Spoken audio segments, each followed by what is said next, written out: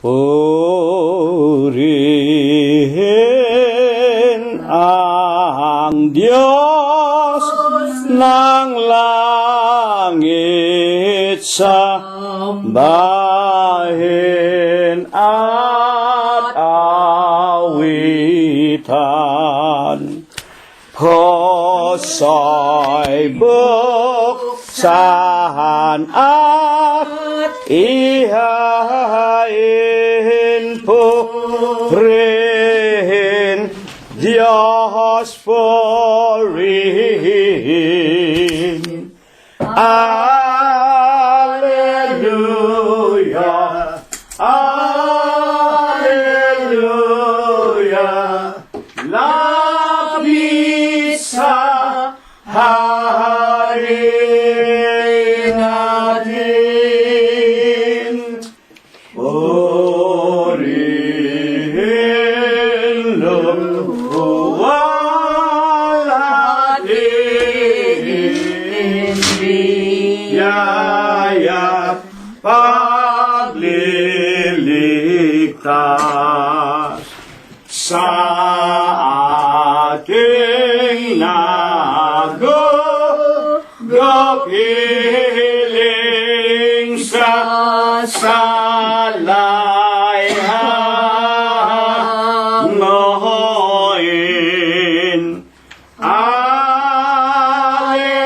Alleluia, alleluia,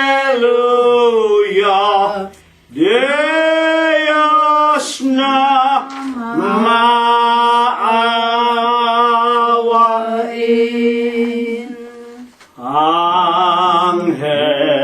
Angeles akay taasa, anak pupuri-purihin.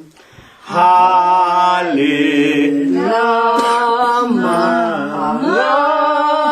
kapatid sa templo ng amang Diyos. Alleluia,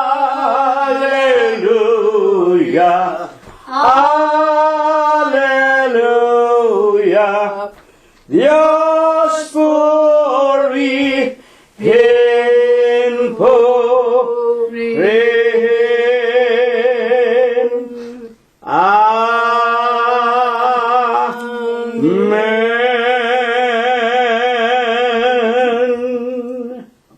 Purihin ninyo ang Panginoon. Purihin ninyo ang Panginoon mula sa mga langit. Purihin ninyo ang Diyos sa kanyang kaitaasan. Purihin ninyo siya, ninyong lahat niyang mga anghel. Purihin ninyo siya, buo niyang mga hukbo. Mga hari sa lupa at lahat ng mga bayan, mga pangulo at lahat ng mga hukom sa lupa, mga binata, gayon din ang mga dalaga, mga matatanda at lahat ng mga bata. Purihin nila ang pangalan ng Panginoon, sapagkat ang kanyang pangalang mag-isa ay nabunyi, at ang kanyang kaluwalhatian ay nasa itaas ng lupa at ng mga langit. Purihin natin ang pangalan ng Panginoon. Magsiawit tayo sa kanya ng mga bagong awit, at ng kanyang kapurihan sa kapisanan ng mga banal, sa makatwidbaga sa iglesia ng Diyos kay Kristo Jesus, sapagkat ang Diyos ay nalulugod sa kanyang bayan, kanyang pagagandahin ang kaligtasan ng mga maaamo. Purihin natin ang pangalan ng Panginoon. Purihin natin ang Diyos sa kanyang sanktuaryo. Purihin natin siya sa langit ng kanyang kapangyarihan. Purihin natin ang Diyos dahil sa kanyang mga makapangyarihang gawa. Purihin natin ang Panginoon ayon sa kanyang marilag na mga kadakilaan at purihin ng lahat ng mga bagay na may hininga.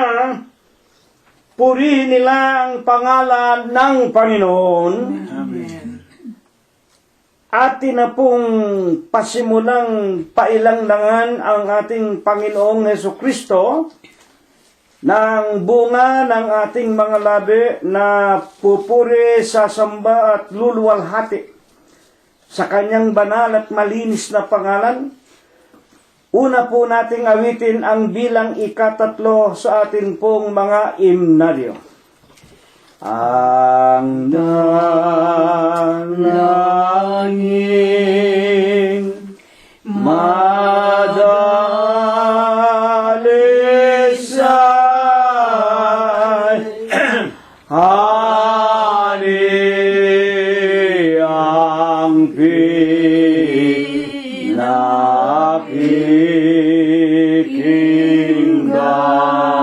pinakikinggan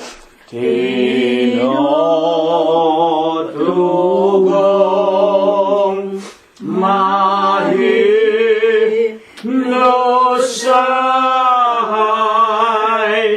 ng pagpapahala niyang mahal. Si Jesus ay nalulugod sa magiliw na pagluhod. Pusong sadu sa'y nahalog mo,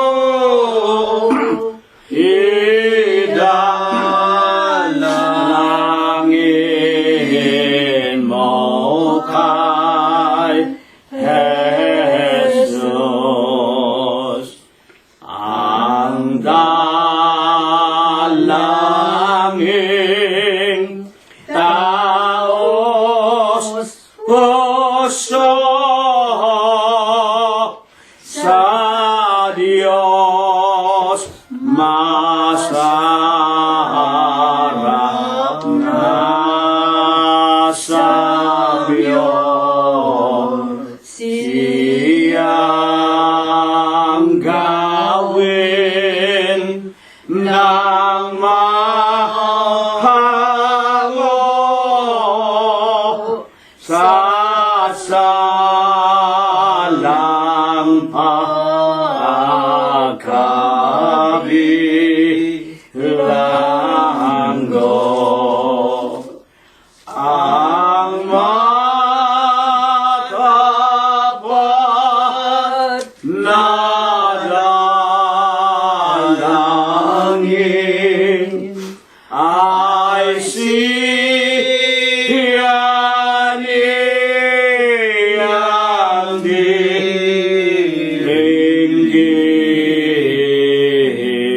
Kaya't ating ikaimtim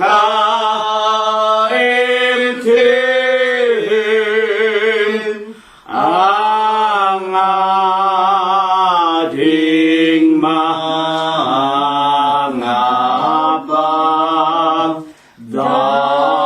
pagdaing. Ang dalangin ay bathala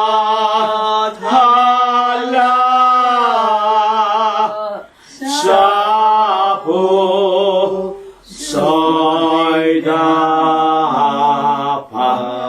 magmula. Alinlangan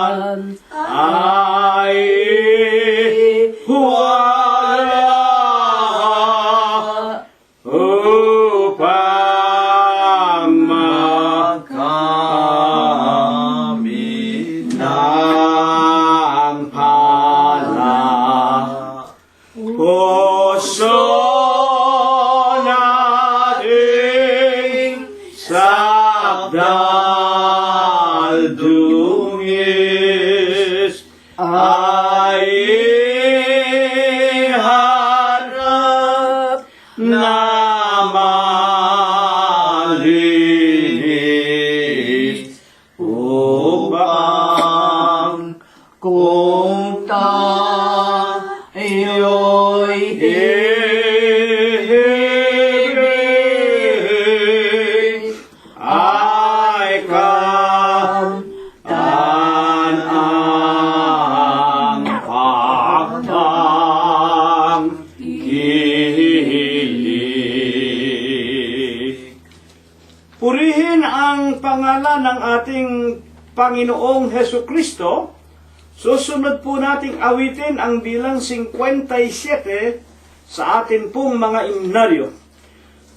Pag-ibig ni Jesus ay walang hanggan sa lahat ng tao, sa Kanya'y laman.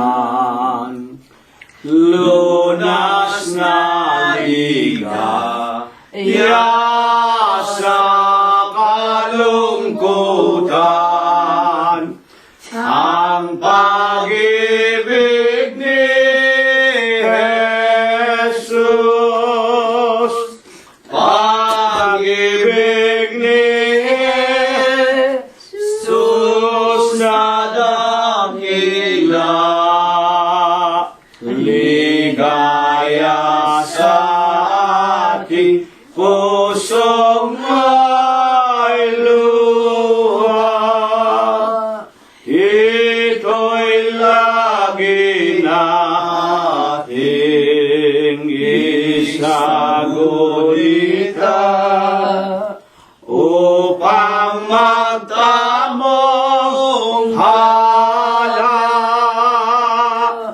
Dahil kay Kristo, wagas na pagsinta, sa krus ng hirap, nabayubay siya. Ang tanging tubo sa ating sala, ang pag-ibig ni Jesus, pag-ibig ni Jesus na dakila, ligaya sa ating pusong may luha. Ito'y lagi nating isagulita upang magtamong pala. Ang sino man sa mga nakikinig, mga aral niya ay ibig-ibig, ikintal sa pitak ng kanyang dibdib, ang pag-ibig ni Jesus, pag-ibig ni Jesus na dakila, ligaya sa ating pusong may luha. Ito'y lagi nating isagulita upang magtamong pala. Tayo ay inako sa isang sumpa ni Kristo Jesus na bukal ng awa. Kaya nga't awitin ng buong tuwa. Ang pag-ibig ni Jesus, pag-ibig ni Jesus na dakila, ligaya sa ating puso may luha. Ito'y lagi nating isagulita upang magtamong hala.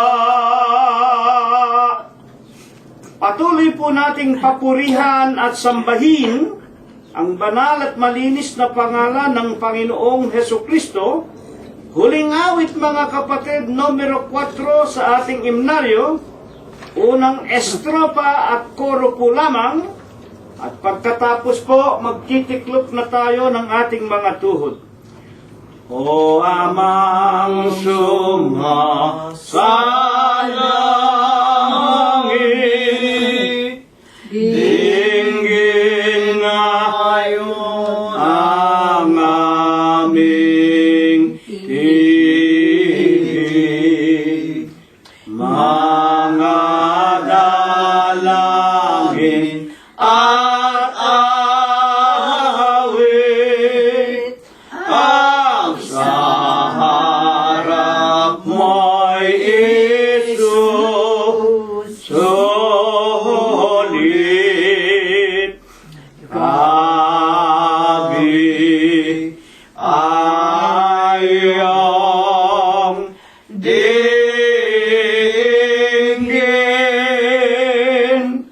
Kami ay iyong dinggin.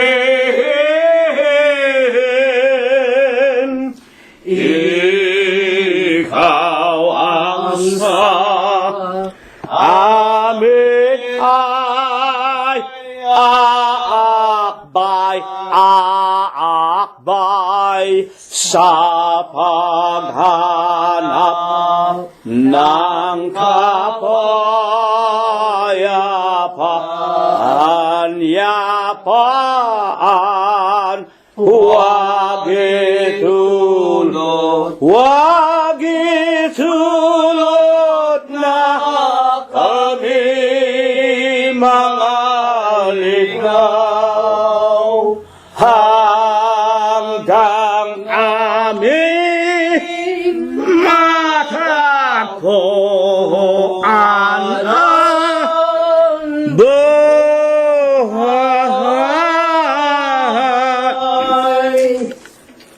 Dakilang Panginoon po naming Diyos, Amang banal na lubha, kapung kagalang-galang, ikaw po ay Diyos na sadya kapung kapita-pitagan, nag-iisa kapung Diyos na buhay. Ang may-ari, ang lumalang ng lahat ng mga bagay, ang Diyos na pinaka-makapangyarihan ka po sa lahat. Ama, na sakbibika sa iyong pag-ibig, sagana ka po sa kagandahan ng iyong kalooban. Dakila ka sa iyong pagbibiyaya, datapwat ikaw ay Diyos na napakabanayad sa iyong mga kagalitan. Amang banal na ikaw po ang nag-iisa, buhay na Diyos, ang Diyos ni Abraham, ni Isaac at ni Jacob, Diyos ng iyong mga banal na propeta sa bayan ng Israel. Pinagtapatan ka po nila ng buong puso, buong isip, buong lakas, hanggang sa kanilang mga kamatayan. Kinaawaan, kinahabagan mo din po ang aming minamahal na ama at ina. Tinawag mo po sila mula sa bunto ng karamihang mga tao. Inilagay mo sila sa iglesia ng Diyos kay Kristo Jesus. At sila po ay naglingkod din naman sa iyo ng kanilang buong puso, buong lakas, hanggang sa huling hibla ng kanilang mga hininga. Amang banal, sa sakdal mo pong pangalang Kristo Jesus, masusulyapan mo po muli kami. Una na nga po sa silong nitong iyong maralita at dampa na bahay dalanginan sa Los Angeles, California, maging sa tirahan ng aming mga anak, mga manugang, mga apo at mga kamag-anakan namin sa laman, gayon din po sa mga hindi mabilang na mga lalaki at mga babae, na sa araw-araw po tinatawag mo ang kanilang pansin sa pamamagitan po ng karunungan na pinalago mo po sa huling araw. Napakinggan din po nila ang iyong banal na ebanghelyo at sila man po ay nakikipagkaisa sa amin sa Espiritu, sa paninikluhod sa iyo, sa pagpapailanglang ng aming mga pag-aawitan, pagpupuri sa iyong banal at malinis mo pong pangalan. Amang banal, maraming salamat po sa iyo.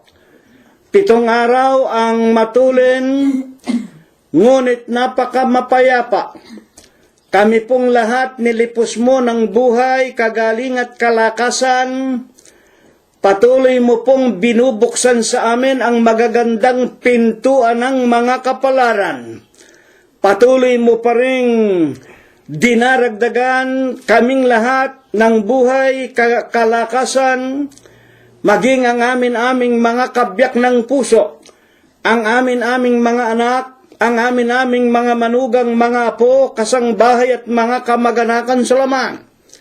Panginoong Hesukristo, higit sa lahat na aming ipinagpapasalamat, patuloy mo pong dinaragdagan, patuloy mo kaming pinaiinom, pinakakain ng iyong mga salita, na lipos ng Espiritu, lipos ng buhay, pinatitibay mo, pinatatatag ang aming pananampalataya, na minsan po lamang ibinigay mo sa aming mga hiram na buhay. Amen. Panginoon po naming Jesus, sinasamba ka po namin, pinupuri ka po namin, niluluwalhati namin ang iyo pong kagalang-galang, ang malinis mong pangalan, sa Espiritu mo po sa iyong kagilagilalas na katotohanan.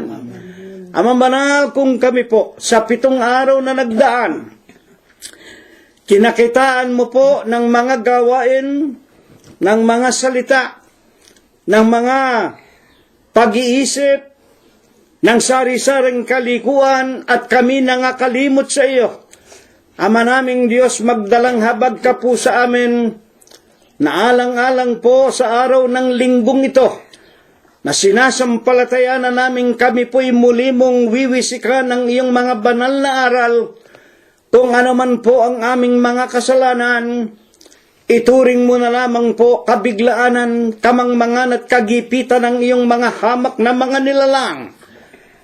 Ama naming Diyos, sa linggo ng umagang ito'y patawarin mo po kami sa lahat po ng aming mga nagawang mga kasalanan. Amen. Ama, sa mga kamay mo po, ipinagtatagubilin namin muli ang lahat sa aming magiging kapalaran sa panibagong mga araw na ito ng sanglinggo, na idinadalangin po namin nawa po iyong loobin, na kami po lumawig pa ang aming mga hiram na buhay, dagdagan mo pa sana kami ng kagalingan at ng kalakasan, patnubayan mo po at gabayan ang lahat ng aming iisipin, sasalitain at gagawin.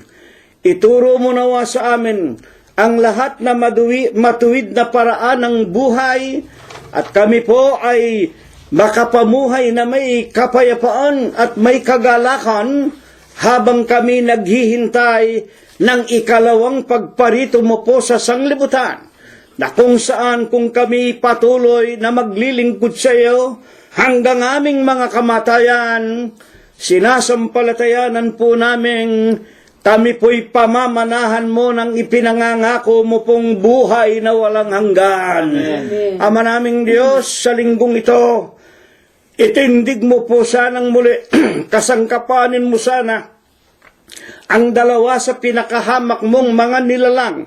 Banalin mo sana ang kanilang mga puso. Linisin mo po ang kanilang kalooban. Gawin mo po sana silang mga pangunahing mga anak mong siyang kakikitaan ng lalong maraming mga gawang kabanalan. Turuan mo po sana sila, Panginoon, patnubayan. Gamitin mo po na isang mabuting kasangkapan ang kanilang mga bibig at ang kanilang mga labi. At habang kami nakikinig, dalawin mo po kaming lahat sa aming mga tirahan. Hipuin mo po ang aming pangangatawan. Lalo na nga po ang marami na sa aming patuloy na nagsisitanda. At ang marami pinadapuan mo ng sari-saring mga karamdaman at mga sari-saring suliranin sa pang-araw-araw na pamumuhay. Pangunahin na nga po ang iyong hamak na lingkod. Gayon din po ang aking kabiyak si kapatid na Rositang.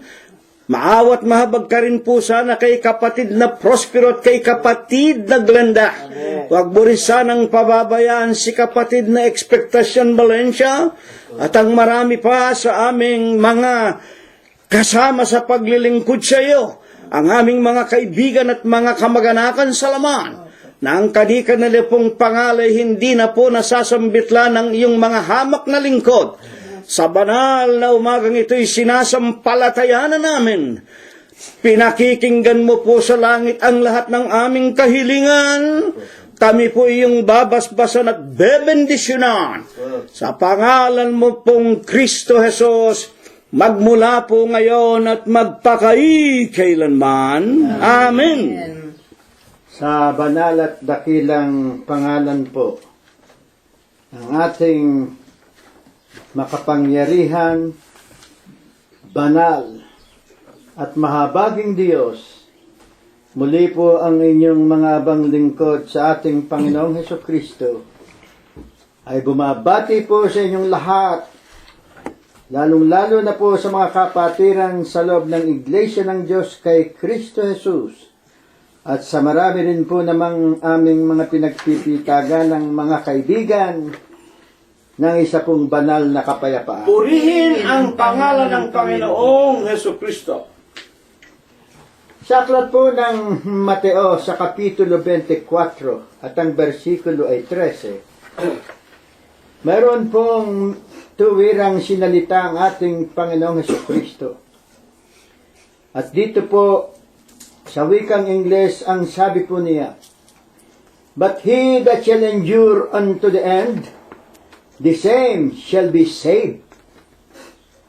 At sa wikang Pilipino, "Dadapwat ang magtitiis hanggang sa wakas, ay siyang maliligtas."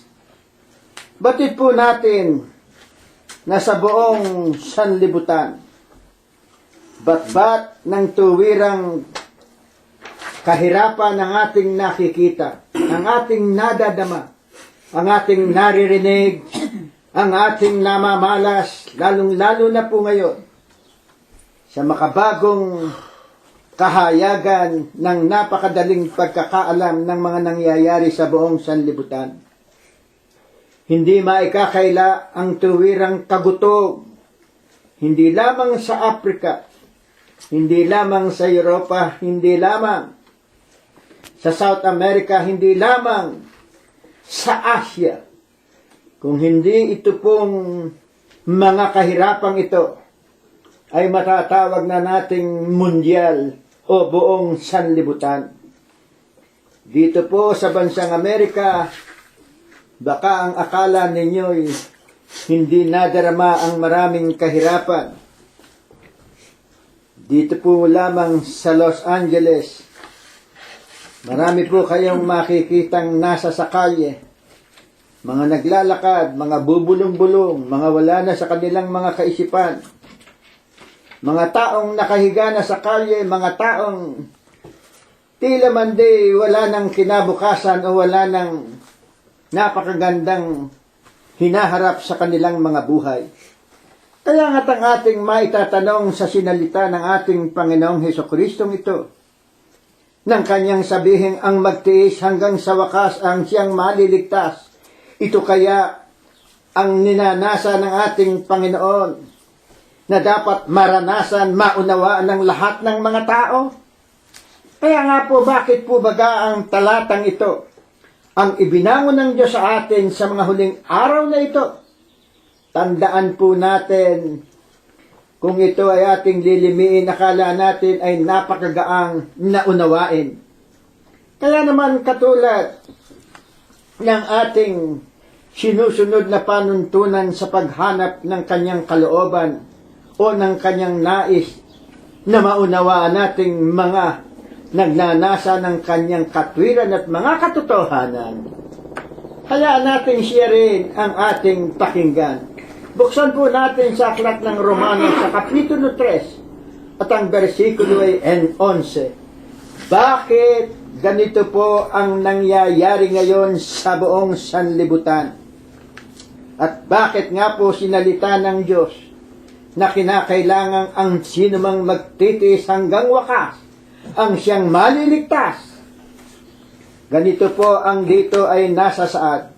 Walang nakakatalastas. Ano po ang ating nabasa? There is none that understandeth. Sapagkat sa pangkasalukuyan pong katotohanan, kapanahunan, sadya pong napakarami at masasabi natin, wala nga pong nakakaalam ng mga tunay na kalooban ng Diyos. Kaya nga po, sa pangangaral ng apostol na si Apostol Pablo ng kanyang sabihin, wala niyang nakakatalastas, wala.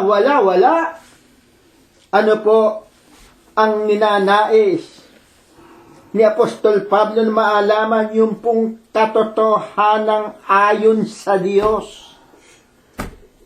Wala pong humahanap mismo noong kalooban ng Diyos, yung ninanais ng Diyos. Sa katunayan nga po, kailan lamang nang kami ay umuwi sa Pilipinas,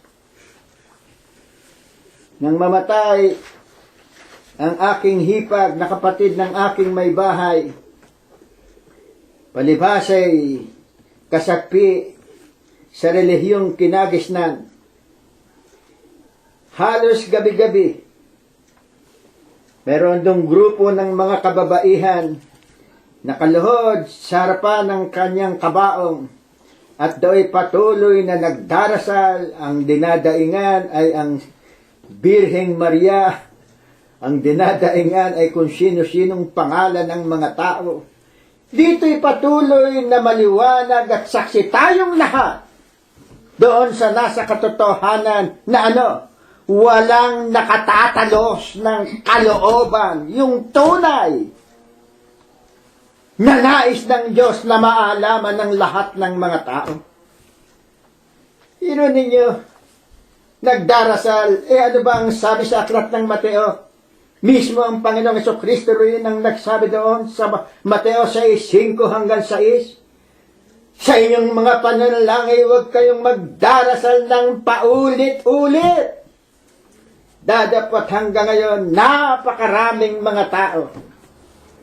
At kailan lamang dito sa San Francisco, dahil sa relihiyon ding ito, pinakitang nagpupresisyon ng napakaraming mga Pilipino at ang mga lehitimo, mga Meksikano, magkakasama. Pinakita po sa telebisyon, naglalakad sa kalye, dasal ng dasal, kung ano-anong mga pangalan ng taong sinasabi paulit-ulit. Nandiyan ang Hail Mary, nandiyan ang ewan ko ba kung ano-anong mga pinagsasabi. Walang nakakaalam. Kaya nga po dahil dito, ang atin pa pong maitatanong, ano po ba ang sadyang ibig sabihin noong salitang endure? Sapagkat ang wika nga po ng ating binasa kanina sa 24:13, but he that shall endure unto the end. Ano ba yung salitang endure? Para lubusan po muna nating maunawaan.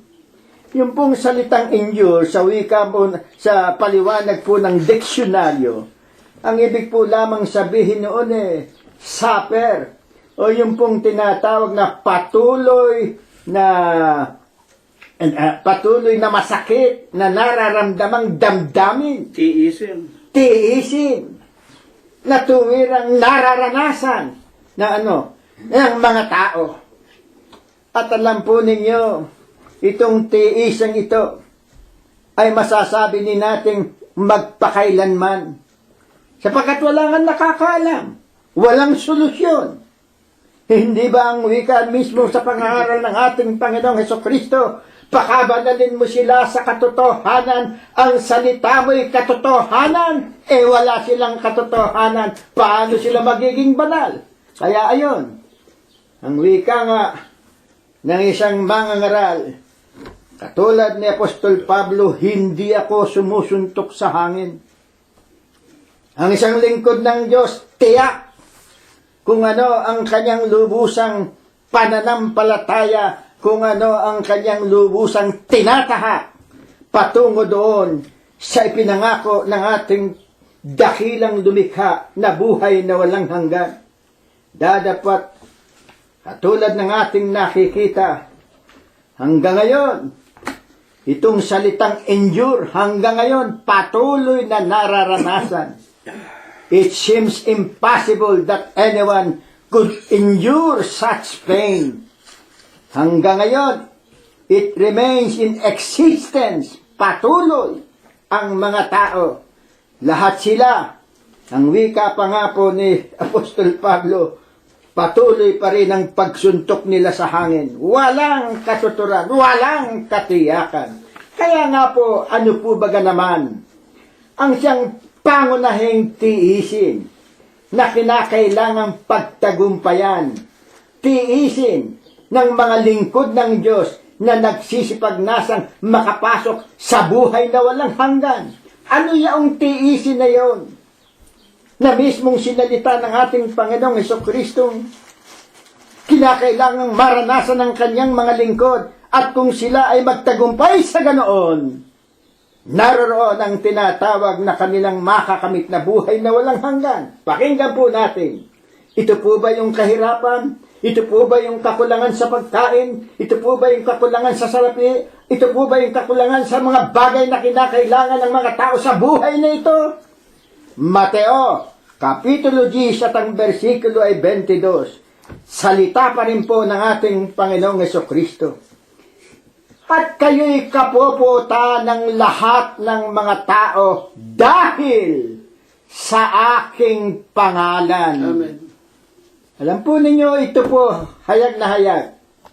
Ito po ay nangyari sa inyong abang lingkod. Way back when I was still in my high school days.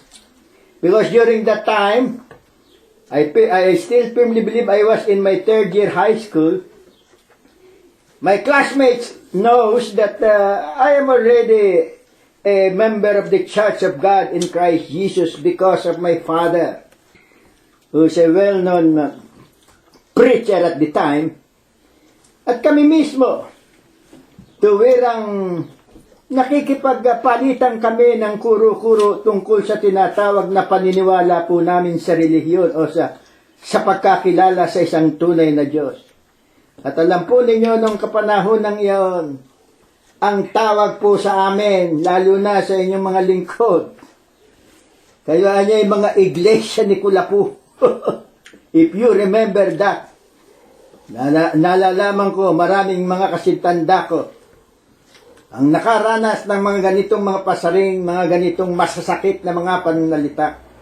And yet we do know now, and we realize now, they do not know what they are thinking or what they are talking about.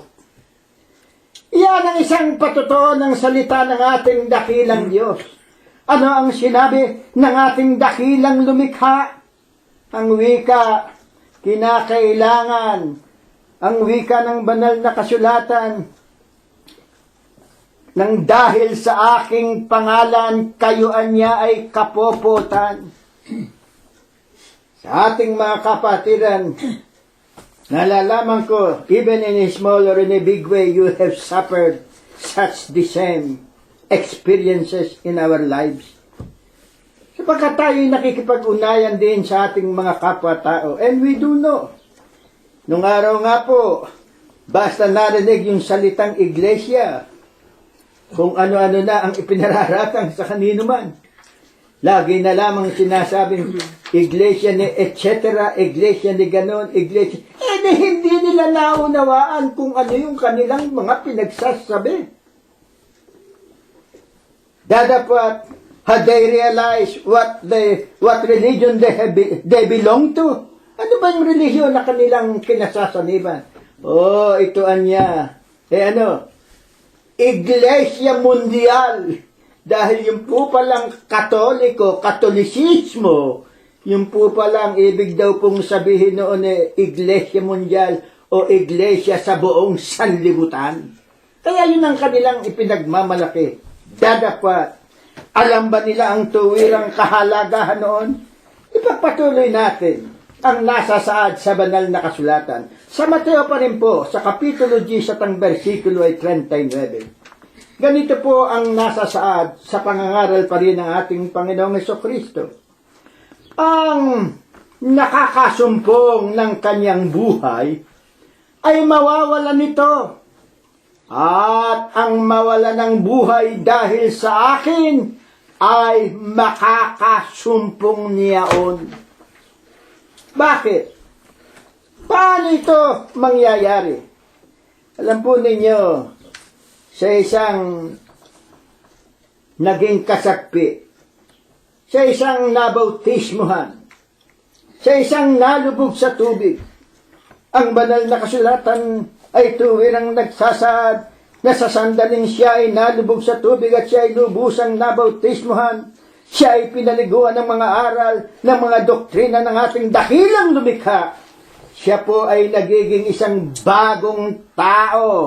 At siya nga po ay nagiging katawan ng ating Panginoong Jesucristo sapagkat ang isang iglesia ay siyang katawan ng ating Panginoong Jesucristo at ang ulo niyon, katulad din ng nasa saad sa banal na kasulatan, ay ang ating Panginoong Jesucristo. Kaya ikaw ay nakasanib, kaya ikaw ay naging sangkap, kaya ikaw ay banal, ikaw ay naroon na sa tinatawag na nasa sa ilalim na ng pangangasiwa ng ating dakilang lumikha. Kaya naman ano ang nagiging katungkulan ng isang lingkod ng Diyos, ng isang pinalad, ng isang kinahabagan? Sa aklat po ng aklat ng Ebreo sa Kapitulo 13 at ang versikulo ay 16. Doon po ay napakaliwanag. Ang sabi po doon, wag daw po nating kalilimutan ang gumawa ng mabuti. Ano po ba yung paggawa ng mabuti? Sa pagpapatuloy po nung talatang iyon, maliwanag pong ating maunawaan na ipamahagi naman natin, ipagkaloob din naman natin. Kanino? Ipahayag natin, spread the word. Ipangaral. Yung ating tinanggap, yung tuwirang katwiran, katotohanan ng Diyos, ipangaral po naman natin sa ating mga kapwa-tao. And it is in this instance wherein hatred arises dahil sa mga taong hindi nakakakilala sa isang tunay na makapangyarihang Diyos. Doon, yung tiising yaon, nang sabihin ng ating Panginoong Jesucristo, kapupuutan kayo ng dahil sa aking pangalan. Alam po ninyo, madalas, and this has been the experiences of fellow members of the Church of God in Christ Jesus.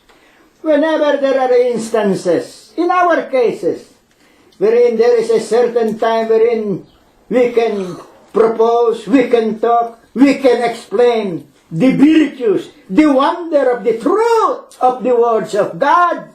Alam po ninyo, ang gagawin ng ating mga kausap, pagka sila'y nakakarinig na ng mga tunay at dalisay na salita ng Diyos, ang ginagawa po, kalibhasay, walang tatak ng Espiritu Santo, tumatalikod na po. Yung bang parang inip na inip, yung bang it matters not to them. There is no importance in their lives of what they are about to hear. Binabaliwala hanggang sa ikaw ay talikuran. And this has been the continuous experiences of your ministers, of your fellow church members, lahat ng nasa katwiran at mga katotohanan, at kayo na aming minamahal ng mga kapatiran sa loob ng Iglesia ng Diyos kay Kristo Jesus. Ang isang tanong ko sa iyo, ito ay isang patotoo. Naranasan na ba ninyo? Ginawa na ba ninyo ang sinasabi't hinahangad ng ating dakilang Diyos na gumawa tayo ng mabuti? Ipangaral natin ang nasa sa ating tinanggap mula sa ating Panginoong Jesucristo. Yes, surely you have experienced the atrocities of the manner of ostracized feelings that you have had in dealings with this kind of people. Bakit? Katulad nga ng nasa saad, walang humahanap sa katotohanan. Hanggang ngayon, walang nagnanais na makaunawa. Walang humahanap sa tunay na Diyos. Kaya nga po, dahil dito, gaano kalaking pagpapahalaga ang pag-iingat na ninanais ng Diyos na ating ipagmalasakit sa Kanyang pangalan, Diyos Kristo Jesus. Katulad po ng nasasad sa Juan 14 at ang bersikulo ay 1. Ano po ang dito ay nasasad? Hayaan ninyong basahin ko sa inyo letra por letra. At ganito po ang ating mababasa. Huwag magulimahana ng inyong puso. Magsisampalataya kayo sa Diyos. Magsisampalataya naman kayo sa akin upang patunayan ang nangangaral mismo na tinupad niya ang kanyang pangakong siya na mismong tutuntong sa lupa. Huhubarin niya muna ang kanyang pagka-Diyos at siya na mismong mangangaral. Sampalatayanan ninyo ang Ama, sampalatayanan din ninyo ako sapagkat ako at ang Ama ay isa. Dito rin po mababasa natin sa aklat ng Juan 10:30. Buksan po natin ang aklat ng Leviticus sa kapitulo 19 at ang bersikulo ay 12. Sa unang bahagi po ay ganito ang ating mababasa. Sa King James Version, do not bring shame on the name of your God by using it to swear falsely, I am the Lord. Huwag ninyong bibigyan ng kahihiyan ang pangalan ng Diyos. Ang tuwirang ipinagbibili ng Diyos, do not shame the name of your Lord God. Do not use it to swear falsely. Sino ka? Hindi ba tang nakalagay sa banal na kasulatan, lahat ng tao ay bulaan? Pagkatapos, susumpakang gagamitin mo pa ang pangalan ng ating dakilang lumikha? Bakit? Ano ba ang kahalagahan ng pangalan ng ating dakilang Diyos? Sa aklat ng Isaias 43:7, ang wika doon mismo, ito ang kanyang kaluwalhatian. Amen. That is the glory of God. That is the honor of God. Huwag mong dudungisan. Huwag mong gagamitin sa napakawalang kwenta at walang kahalahalagang bagay. That is the main point. When God said, do not shame my name. Sa isang tunay na Kristiyanong hinahanap ng ating dakilang lumikha. Kaya naman, ano ang tinitiyak ng Panginoon? Nasasapitin ng mga taong ikinahihiya naman siya at ang kanyang ebanghelyo. Yung mga taong ni minsay hindi man lamang gumamit ng banal na kasulatan o bumanggit ng mga talata sa banal na kasulatan upang marinig ng mga taong hindi pa nakakaunawa o lubusan man lamang nakarinig ng mga salita ng mga katotohanan ng ating dakilang lumikha. Lucas 9:26. Pakinggan po natin, sama-sama nating basahin. Sapagkat ang sinumang magmakahiya sa akin at sa aking mga salita ay ikahihiya siya ng anak ng tao, ng Panginoong Jesucristo. Pagparito niyang kanyang sariling, pagparito niya na nasa kanyang sariling kalwalhatian at sa kalwalhatian ng Ama at ng mga banal na anghel. Ano po, mga kapatid, this emphatically and mostly refer to us, members of the Church of God in Christ Jesus. Referido po ito sa atin. Kinahihiya na. Tayo na nakaunawa, tayo na niliwanagan ng Diyos na higit sa lahat, tayo na kinahabagan. Bakit hindi ka man lamang nagbubukas ng iyong bibig? Bakit hindi man lamang ipinararating sa iyong mga mahal sa buhay? Bakit hindi ka man lamang nagbibigay ng magandang mga talata sa iyong mga kapitbahay, sa iyong mga kaibigan? Higit sa lahat ang wika ng Diyos, ikinahihiya mo ba ako? That is only the main gist, the main thing. That what God has truly been telling us. Sinasabi ng Diyos yan, diretsahan sa atin. Pinagkalooban na kita ng armament, binigyan na kita ng baril, binigyan na kita ng bala, bakit ayaw mong gamitin? This is the same truth. This is the same thing. To the very blessings that God has given us. Kaya nga, biro mo, sa kahirapang nararanasan, sa material na bagay, ano ang nagagawa ng maraming tao? Alam po ba ninyo? O kahapon lamang, lahat yata ng kulungan sa Pilipinas, overcrowded na. Punong-puno na, sobra-sobra na. Pero yung isang balita, hindi daw yata isang kulungan ay kinakailangan lamang na, I think, if I remember right, kinakailangan lamang yata na magkaroon lamang yata ng 40 preso. Kakalain mo nga. 500 na, 700 na yung... Ito ba ang kahirapan that God is referring dito sa ating pinag-aaralan ngayon? No! Hindi ba ang sabi ng Diyos, hindi tayo pababayaan? Sa ating mga magkakapatid sa iglesia, pinababayaan ba tayo? Kung meron man tayong mga dalamhati, kung meron man tayong mga sakit sa buhay, kung meron man tayong tuwirang napakabigat na mga kabagabagan sa buhay, anong ating lubusang pananampalataya kung ikaw ay tuwirang naroon sa kanyang katwir at katotohanan? Hindi ba ikay naniniklod? Hindi ba ikay dumadalangin? Hindi ba ikay napahabag? At presto! Mismo ang dakilang Diyos natin ang gumagawa, inaalis ang lahat ng ating mga kabagabagan at ang kapayapaan ay tuwirang nasa sa atin. Bakit ayaw mo naman? And this is the very time now to do this thing that God is asking of us. Spread the word. Ihayag natin ang kanyang mga katwir at katotohanan. Isama natin sila doon sa hinahangad dating lahat na buhay na walang hanggan.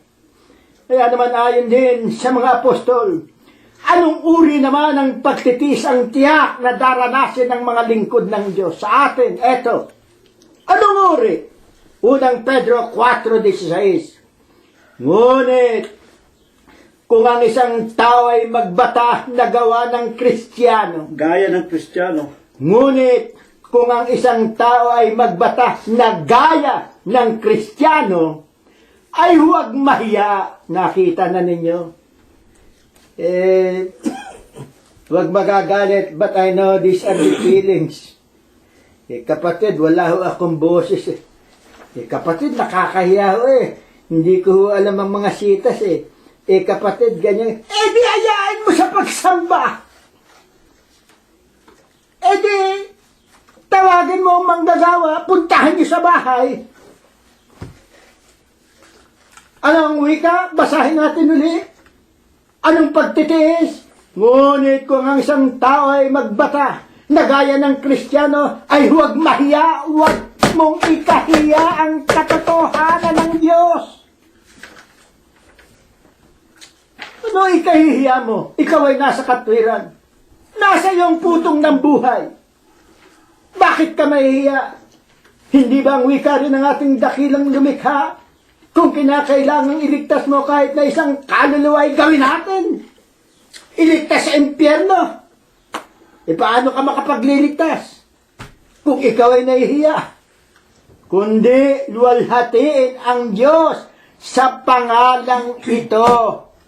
Christian endurance, pagtitiis, patuloy. Di baling hamakin ka, di baling pagtawanan ka, di baling laiting ka, di baling kung ano-anong sabihin sa iyo. Ano pa po ang ating mababasa? Sa 4:12, dito rin po, sa aklat ng unang Pedro. Ang wika po rito, mga minamahal, huwag kayong magtaka tungkol sa mahigpit na mga pagsubok sa inyo na dumarating sa inyo upang kayo ay subukin. Nawaring ang nangyayari sa inyo ay di karaniwang bagay. Ang isa rito, yung mga pagsubok. Tayo ay nasa iglesia ng Diyos kay Kristo Jesus. Pagkatapos sa matinding kahirapang dumarating, nawawalan ng trabaho, puspos nga ng kahirapan, mismo ang Diyos ang nagsabi, ito ay pagsubok. Ang hinahanap lamang ng Diyos ay manatili ka. Lubusan kang tuwirang sa Kanya'y sumampalataya. Sa Kanya ka lubusang pahabag at wag kung kani-kaninong pangalan ng tao, pangalan ng mga babae. Hanggang ngayon, tama ang banal na kasulatan, tama ang tuwirang sinalita ng Diyos. Hanggang ngayon, walang nakakaalam, napakaraming tao.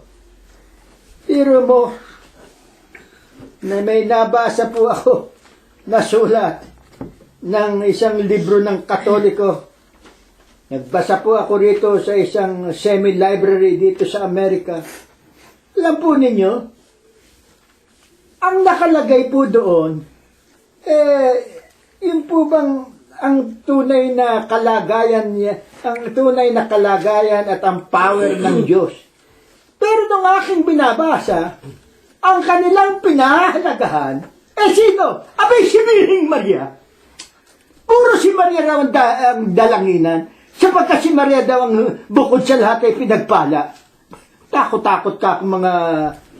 At silang daldal ng daldal, wala kang makitang sita na nakalagay doon sa kanilang expertise o doon sa kanilang mga pinag-aralang yung kanilang pinamimigay sa kung ano-anong mga kolehiyo.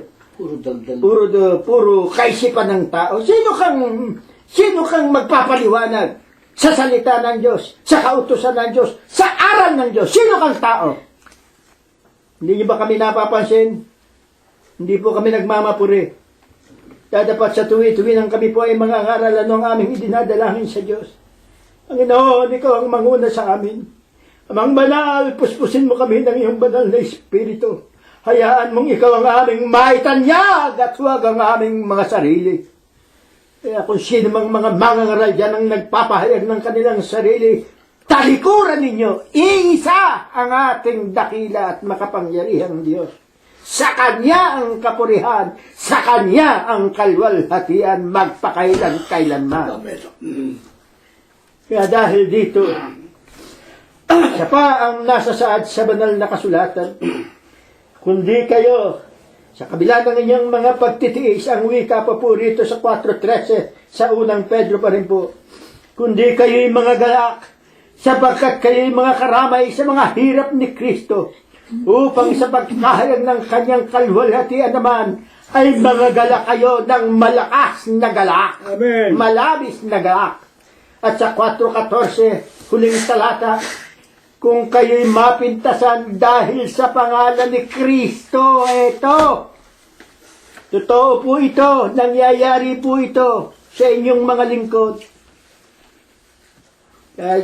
Tulad nga po ng nasabi ko sa inyo, marami ang madalas nagsasabing yan na yung mga iglesia ni Kulapo. Anong sabi po?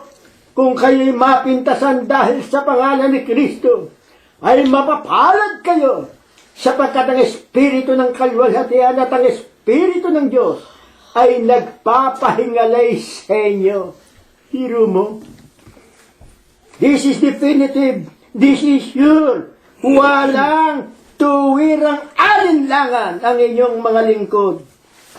Ang Espiritu ng Diyos, kapag ikaw ay lubusang naghahayag, kapag ikaw ay nakikibahagi, batid ng Diyos, na tayo higit sa lahat nagpupumilit na masunod ang lahat ng kanyang mga ninanasa, na patuloy na maipahayag natin ang kanyang mga katotohanan at ang kanyang mga katwiran upang kung magkagayoy, magkaroon pa ng mga taong magkakamit din ng ating inaasam na buhay na walang hanggan.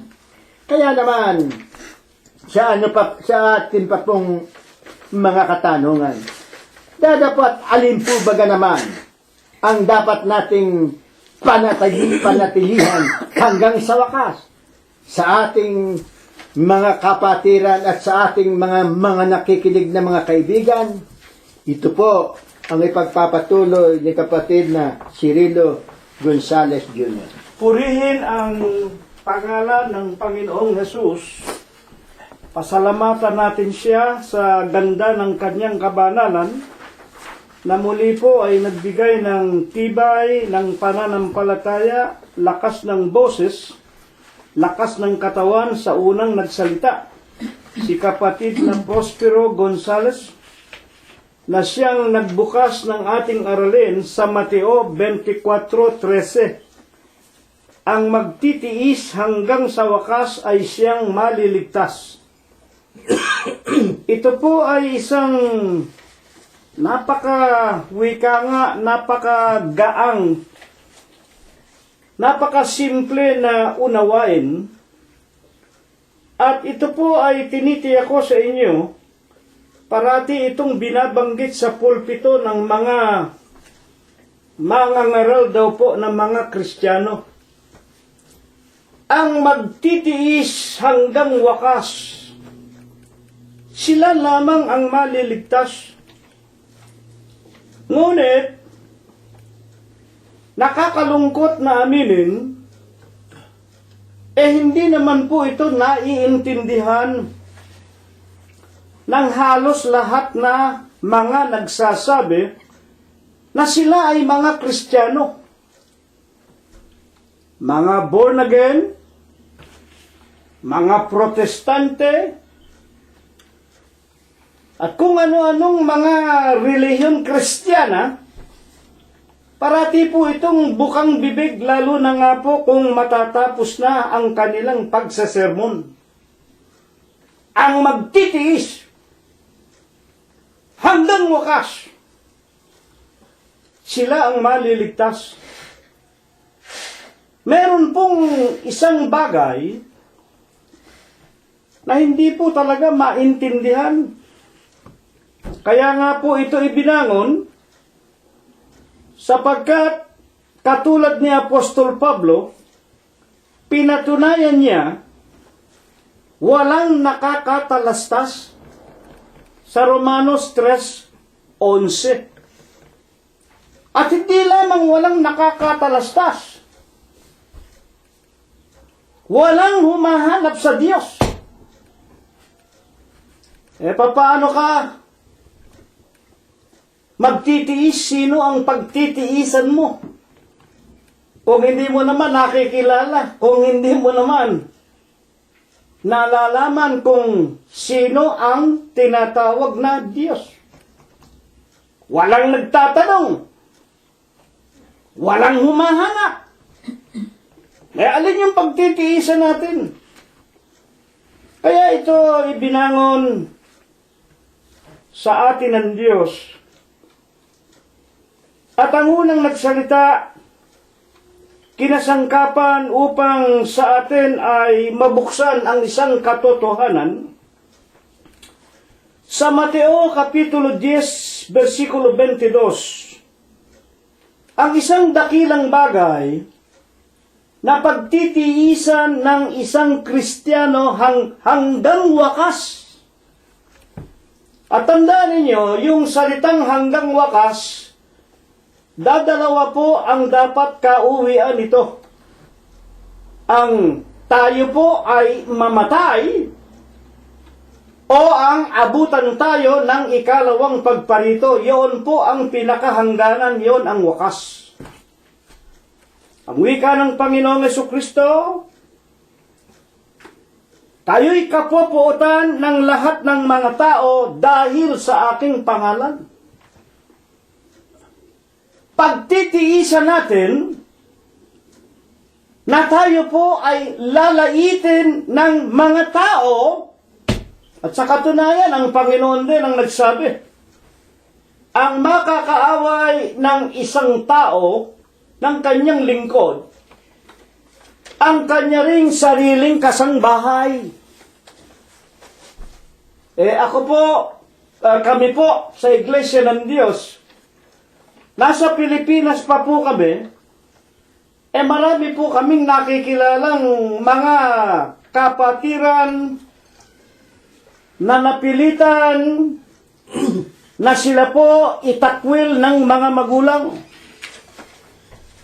Sapagkat nang mapakinggan nila ang aming mga propaganda, ang pangangaral namin ng Ebanghelyo, tulad po ng pagsunod namin sa utos ng Diyos sa Hebreo Kapitulo 13, versikulo 16, ang paggawa ng mabuti at ang pamamahayag, huwag ninyong kalilimutan.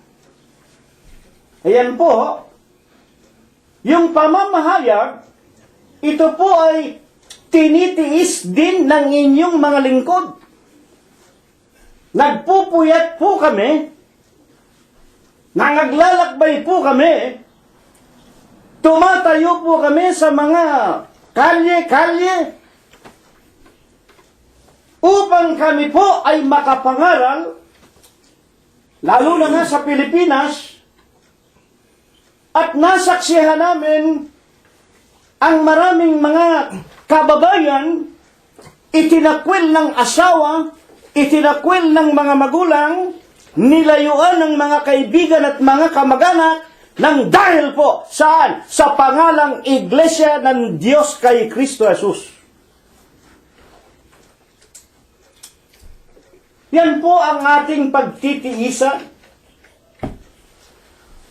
Itatakwil tayo ng ating mga mahal sa buhay na mga sarado Katoliko. Kung hindi man sarado Katoliko, Sabatista, Protestante, Baptist, na dahil pinili natin ang pangalang Diyos at Kristo Jesus, nagpabinyag tayo sa pangalan ng Ama, ng Anak at ng Espiritu Santo, nilayuan tayo ng ating mga mahal sa buhay. Yan po ang ating tinitiis. At nung gabi nga, nung tayo naroon pa sa Pilipinas, kapag ang sermon na ipinangangaral namin, kasama namin ang aming ama, si Cirilo Gonzales Sr. Alam naman ninyo, si Cirilo Sr. galing yan sa Iglesia ni Manalo. Pagka ipinangangaral naming mag-aanak na si Kristo ay Diyos at hindi tao,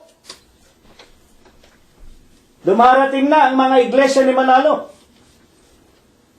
Naglalagay sila ng kanilang sariling propaganda sa harap ng aming mga propaganda. Pagkatapos po, naghahamunan ng debate. Meron pa ng pagkakataon, umuwi ang aming ama, basang-basa, putikan, sapagkat nagpaputok ng barel itong mga kampo ni Satanas na ayaw kilalanin ang Kristo ay Diyos. Tumalon ang aming ama sa kangkungan, nakauwi, basa at putikan. Bakit? Bakit? Nang dahil po sa pangalang Kristo Jesus. ang magtitiis hanggang kamatayan. At ito po ay nasaksihan namin na ang aming ama at ang aming ina, talaga po sila hanggang tumanda, hanggang sa namatay. Hindi po nalilimutan ang pagtitiis na ipangaral ang ebanghelyo ng Panginoon. Hindi namin dinadakila ang tatay namin at ang nanay namin. Sila'y ordinaryong mga tao, kamukha namin, kamukha ninyo. Ngunit ang itinuturo ng ating paksa, ang Mateo 24:13, na malibang tayo ay magtiis doon sa tiisin na ibig ng Panginoon, panatilihan natin hanggang kamatayan o hanggang ikalawang pagparito sa kanyang pagbalik, makitang naroon tayo doon sa tiisin. Hindi tayo lumabas. Hindi tayo lumayo. Ano nga yung pinagtiisan natin, pinagtitiisan natin hanggang ngayon? Pinagtiisan ng ating mga magulang namin. Pinagtiisan ng mga kapatiran. Hanggang ngayon, marami matatanda na, hindi pa rin nakakalimot. Ang tinatawag na pangalang Diyos at Kristo Jesus. Ang wika ng Panginoong Jesucristo, ang nakakasumpong ng kanyang buhay ay mawawalan nito. 10:39 ng Mateo. Ngunit ang mawalan ng buhay dahil sa akin, namatay dahil sa Kanya. Ano bang ibig sabihin ng dahil sa Kanya? Magsisampalataya kayo sa Diyos. Magsisampalataya kayo sa akin. San Juan 14:1, bakit? Ako at ang Ama ay iisa, sa makatwid ang mawala ng buhay dahil sa Diyos at dahil kay Kristo, magtitiis hanggang wakas, makatitiyak ng tinatawag na kaligtasan. Ito hindi naiintindihan ng napakaraming mga tao. Akala ng mga tao, kamukha ng nakikita natin, yun. Pag may tsunami, pag may malalakas na bagyo, pagka maraming nalunod, maraming bahay na nasira, kamukha sa Leyte, sa Bohol, sa Davao, sa Luzon, sa Bisaya. Nakikita natin sa mga balita, yung mga Pilipino, dala-dala yung Mama Mary, dala-dala yung Santo Niño, ini-interview ng TFC channel, ng mga reporter, umiiyak yung ina, nalunod po yung mga anak namin, nawasak ang bahay namin, yung asawa ko nawawala, mabuti na lang po, nailigtas ko si Mama Mary. Mabuti po, nailigtas ko si Santo Niño, yung dala-dala nilang mga santo at mga santa, iniligtas nila. Sabi pa nila, ano man po ang hirap, mapagtitiisan po namin. Huwag lamang kaming mapalayo kay Birhen Maria, kay Santo Niño, sa Papa sa Roma, kung sino-sino. Yan ang pinagtitiisan ng maraming mga tao, lalo na nga ng simbahang Katoliko, at ang marami naman na mga iglesia, pinagtitiisan. Ang alin, yung kanilang pagkakilala doon sa mga sugong anghel, doon sa mga diksyonaryo ng Biblia, doon sa mga tao na bumibihag ng kanilang mga kaluluwa. Inaalipin sila sa kung ano-ano, sari-saring mga utos-aral ng mga tao, utos-aral ng mga demonyo. Napakaliwanag po ng sinabi ng ating paksa. Ang wika ng Panginoong Jesucristo, Kapopuotan kayo ng lahat ng tao, maging ng inyong mga kasangbahay, nang dahil sa aking pangalan. Kaya nga ang kabilin-bilinan, binasa sa atin ang unang nagsalita. Mga kapatid, huwag nating bibigyan ng kahihiyan ang pangalang Diyos at Kristo Jesus. Ang wika ng Panginoong Jesucristo, 9:26, sapagkat ang sino mang magmamakahiya sa akin. Huwag magagalit ang maraming kapatid na nakikinig sa araw at oras na ito. Talaga namang nakapagdaramdam eh. Dami mga kapatid nagpabinyag. Iglesia ng Diyos kay Kristo Jesus. Sumusumpa pa yan. Hindi ko ikahihiya ang pangalang Kristo Jesus. Ipangangaral ko, sasama ako sa propaganda, ibabalita ko ang pangalang Diyos at Kristo Jesus. Pero pagkatapos, ikinahihiya ni hindi niya kumbidahin yung kanyang kapatid, yung kanyang ina, yung kanyang ama, yung kanyang kamag-anak. Ang katulad ng isang membro ng iglesia, binigyan ng isang kandila. Kamukha ng sinabi ng Panginoong Jesucristo, lumiwanag na gayon ang inyong ilaw sa gitna ng sanglibutan. Ang pananampalataya, ito po ay ilaw.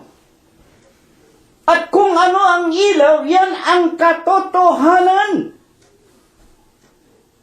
At ang katotohanan, ito po ang babanal sa mga tao. Ang salita ng Diyos, 17:17 ng San Juan.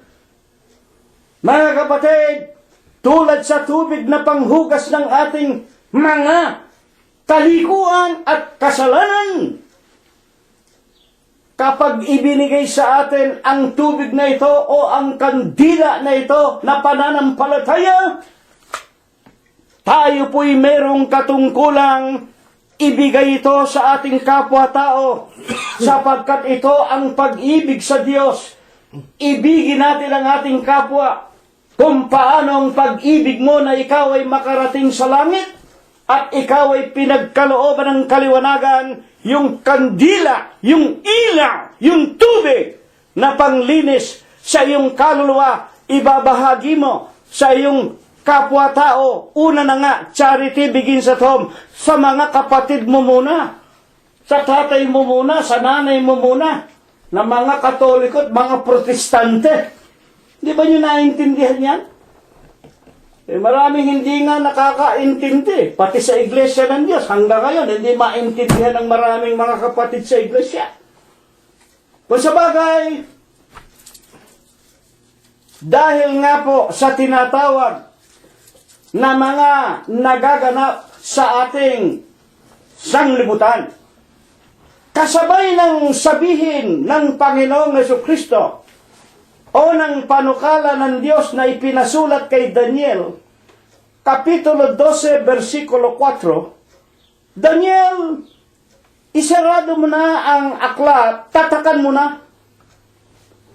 Sa huling araw, ang karunungan ay tatakbo ng paroon at parito, ang karunungan ay lalago. Kasabay ng paglago ng karunungan, ano ang sinasabi ni Apostol Pablo?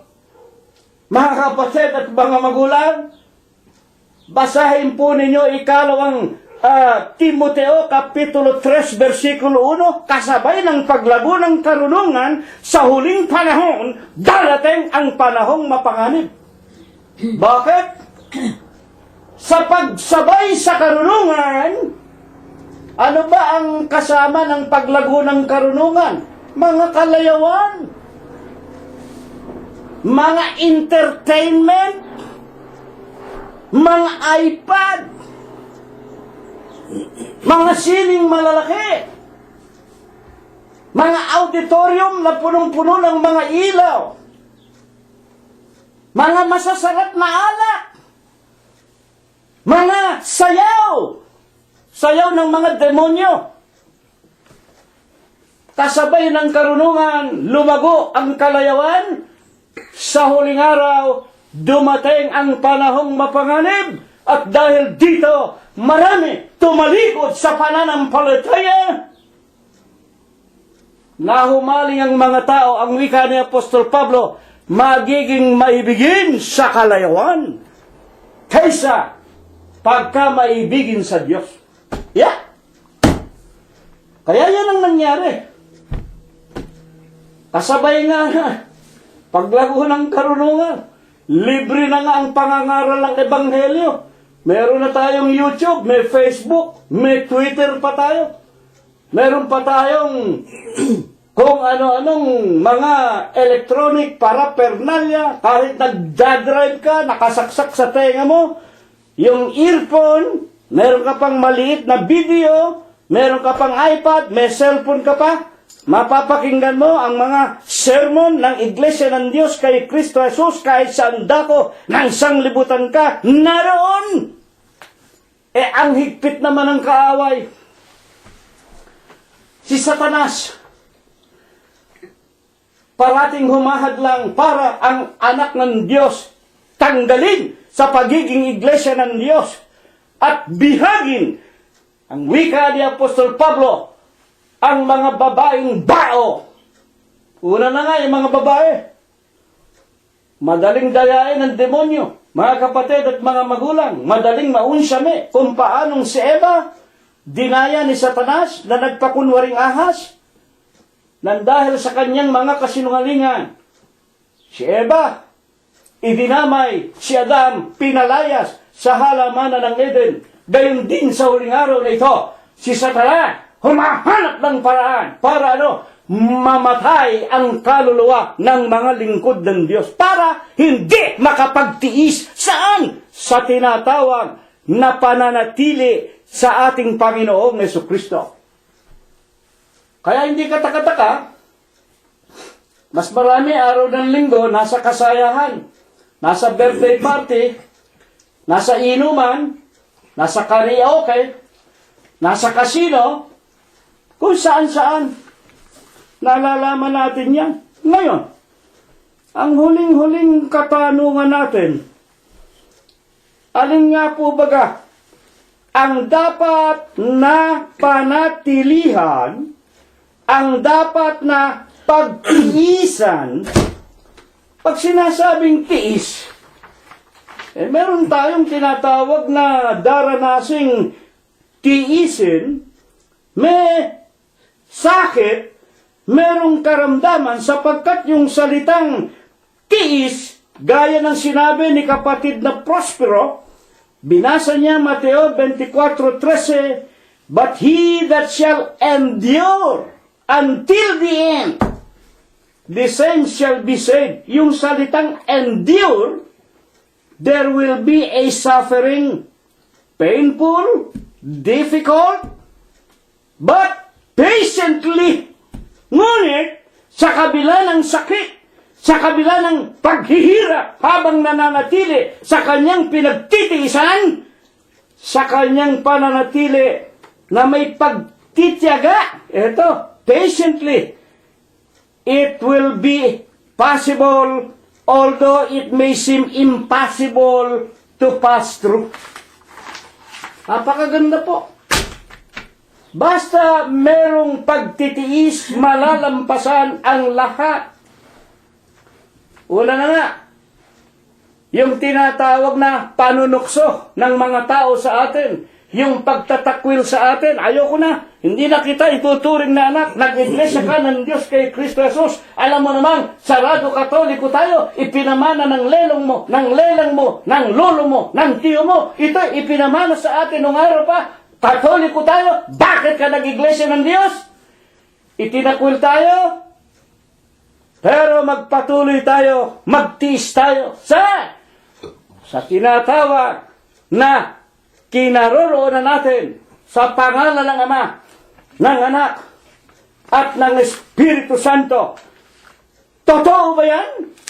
Na yan nga ang dapat nating pagtiisan, na kailangang mamatay tayo, nariyan tayo sa pangalan ng Ama, ng Anak, ng Espiritu Santo, at kung dumating man ang ikalawang pagparito, naririto tayo at wala tayo sa Katolisismo, wala tayo sa Protestantismo, lalong wala tayo sa Iglesia ni Manalo. Hayaan ninyong Panginoong Jesucristo ang magturo sa atin. Buksan ninyo, Juan 12:26. Talaga bang kailangang manatili tayo doon sa gusto ng Panginoong Jesucristo? Pagdating niya o mamatay man tayo, doon tayo magtitiis? 12:26 ng Juan. Kung sino man tao naglilingkod sa akin, sumunod sa akin, at kung saan ako naroon, doon naman doro. Makinig kayo. Kung saan ako naroon, doon din naman doroon ang lingkod ko. Kung ang sino mang tao'y maglingkod sa akin, siya ay pararangalan ng Ama.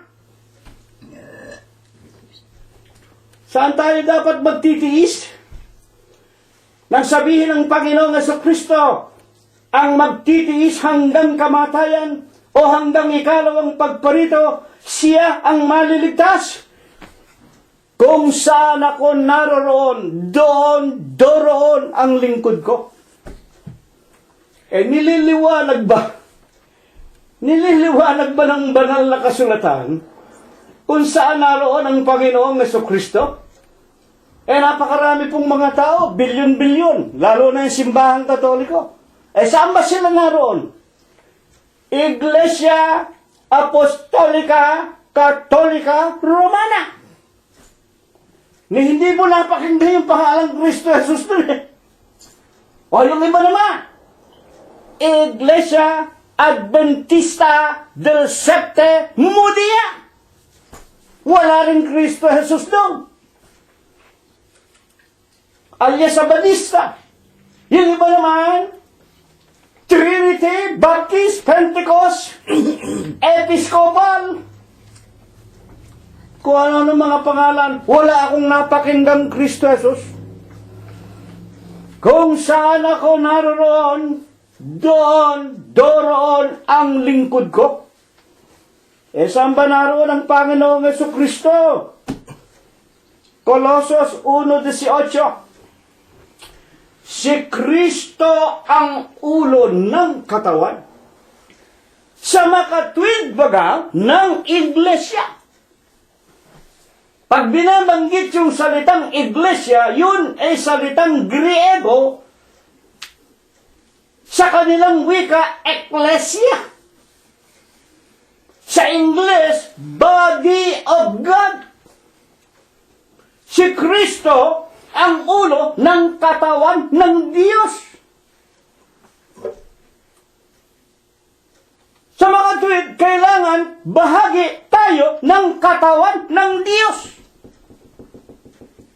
Ang katawang ito, ang nagpapatakbo, ang Panginoong Jesucristo, sapagkat kung paano nasa ulo ang utak, yan ang nagmamando, yan ang nagmamaniobra. Ang katawan ng Diyos pinatatakbo ng Panginoong Jesucristo. Sa ngayon po, sa kaliwanagan na binabasa natin sa banal na kasulatan, ano ang matitiyak na talagang dito, kung nasa katawan tayo ng Diyos, dito tayo mamatay, dito tayo abutan ng ikalawang pagparito, magkakaroon tayo ng kaligtasan. 1:14 ng Colossus.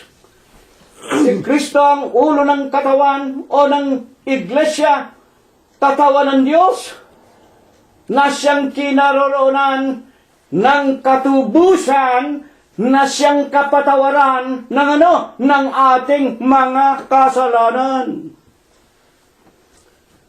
Ano ba ang pangalan ng Iglesia?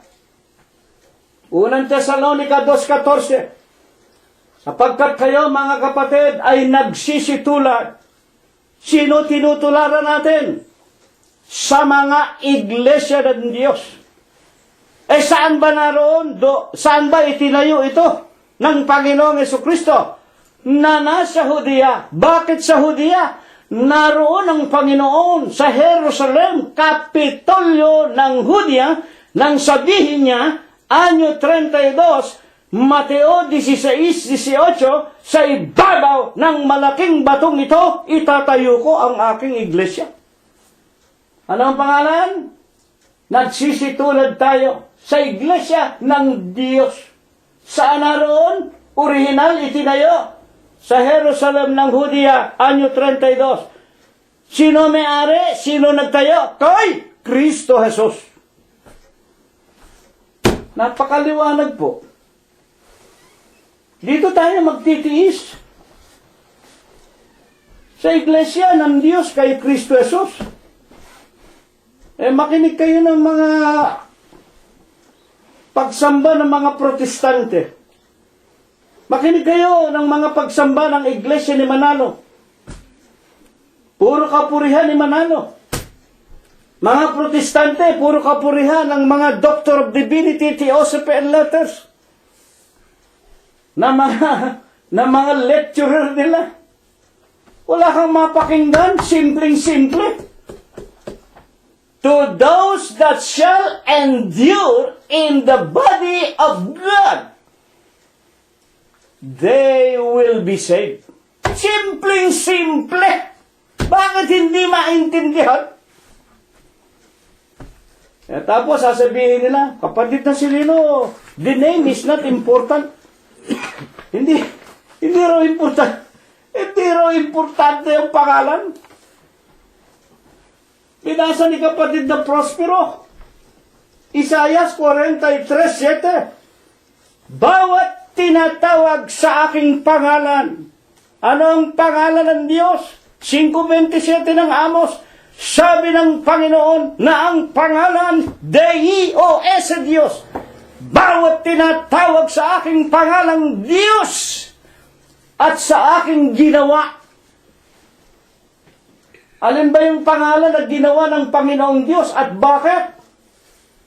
Sa kanyang 2:36 ng aklat ng mga gawa, ang sigaw ni Apostol Pedro sa mga Hudyo, pakatalastasin nga ng bansa ng Israel. Ginawa ng Diyos, ng Panginoon, na Panginoon at Kristo. Merong ginawa. Panginoon at Kristo. Sino? Si Jesus na inyong ipinako sa krus. Kaya nga, pangalan Deus Diyos at Kristo Jesus, ito ang aking kaluwalhatian. Pagkatapos sasabihin ninyo, hindi mahalaga ang pangalan. Palibhasa. Baptist kayo, Trinity kayo, Pentecost kayo. Kung ano-ano mga pangalan, Sabadista kayo. Protestante kayo. Kung kunyari, protestante, puro katoliko rin ang mga itinuturo niya. Kunyari, protestante, hindi naman pumoprotesta. Makinig kayo ng mga Sunday worship o araw-araw sa television, sa YouTube. Magtiis kayo, makinig kayo ng mga aral ng mga protestante. Akala ba ninyo may mapapakinggan kayong protestante na babanggitin ang kamalian ng Papa sa Roma? Bihirang-bihira. Ilan? Makikita ninyo talagang kinakalaban ng simbahang Katoliko, pero karamihan ng protestante hindi nila tinatanggap yung Papa sa Roma ang Antichrist. Baka hindi nyo alam yan. Alam ba ninyo mga protestante, nag-iintay pa ng Antikristo. Panahon pa ni Hitler. Si Hitler, tinawag na nila Antichrist. Si Mussolini, tinawag ng Antichrist. Si Napoleon Bonaparte, Antichrist. Mga protestante, at hanggang ngayon, nag-iintay pa ng Antichrist. Yun daw, Antikristo, leader daw ng gobyerno na pagpapapatayan ng mga Kristiyano. Tinamaan ng sinalibad ng anliwaliwanag ng Biblia. Ano sinasabi ng Biblia tungkol sa Antichrist? Buksan ninyo, 2 Korinto, Kapitulo 11, versikulo 14 at 15. Hindi katakataka, si Satanas man nagpapakunwaring anghel ng kaliwanagan. Eh sino ba anghel ng kaliwanagan? Ang Panginoong Jesucristo. Ang maningning na tala sa umaga, ang Panginoong Jesucristo. Eh ano ba ang ginawa ng Papa sa Roma? Vicarious Filii Dei, tinadyakan si Kristo, sinipa si Kristo, ipinago sa krus, inihalili yung sarili nila, kahalili ka. Vicarious Filii Dei, kahalili daw ng Diyos. O hindi Antikristo. Hindi ba nyo naiintindihan niya, mga Katoliko? Wala ba kayo utak? Ay, nako. Kaya naman mga protestante. Kunyari, protestante, hindi naman kayo pumoprotesta. Bibinyag din kayo ng bata. Pag araw ng Pasko, numero 1 kayo. Sa pagbibigay ng Christmas card. Pagpapalit na aginaldo. O hindi ba mga pag-ano yan? Minana ninyo sa inyong simbahang katolikong pinanggalingan ninyo? Yung mga selebrasyon ng mga piyesta, yung pagkakasal ng lalaki sa lalaki, pagbibinyag, pati ng mga aso at mga pusa, binibinyagan ninyo. Para kwarta. Mga kapatid at mga magulang, hindi yan ang pagtitiisa natin. Alin? Ang pagtitiisa natin. Alin? Yung ating Panginoong Jesucristo, yung pangalan ng Ama, ng Anak, ng Espiritu Santo. Sa makatid baga, ang Iglesia ng Diyos kay Kristo Jesus. Dito, tayo magsama-sama. Dito tayo maglingkod. Huwag nating ikakahiya ang pangalang Diyos at Kristo Jesus. Ipangaral natin ang katotohanan ito. Hindi naman ninyo kailangang mag-sermon Buksan lang ninyo sa YouTube, Church of God in Christ Jesus, Iglesia ng Diyos kay Kristo Jesus. Pakita na ninyo. I-share na lang ninyo. I-share lang ninyo. Hindi na kayo mangangaral. I-share lang ninyo. Huwag ninyo ikakahiya. Ang wika ng Panginoong Jesucristo, binanggit ng unang nagsalita, ang sino mang magmamakahiya sa akin, ikakahiya ko rin naman siya sa harapan ng aking Ama at sa harapan ng aking mga anghel. Wala kayong buhay na walang hanggan. Hindi kayo nagtiis hanggang kamatayan.